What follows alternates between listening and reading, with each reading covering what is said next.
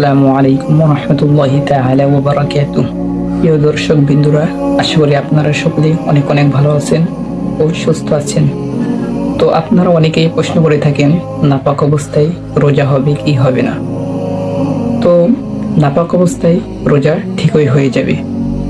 যে নাপাক অবস্থা আপনার সহবাস হতে পারে, স্বপ্নদোষ হতে পারে, এই অবস্থায় রোজা হয়ে যাবে।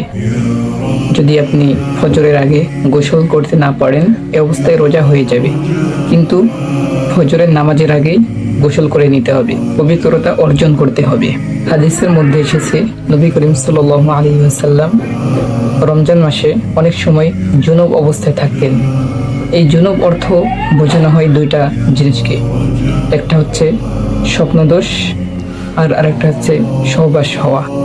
তো নবী করিম সাল্লাল্লাহু আলাইহি ওয়াসাল্লাম অনেক সময় ফজরের নামাজের আগে গোসল করে নিতেন।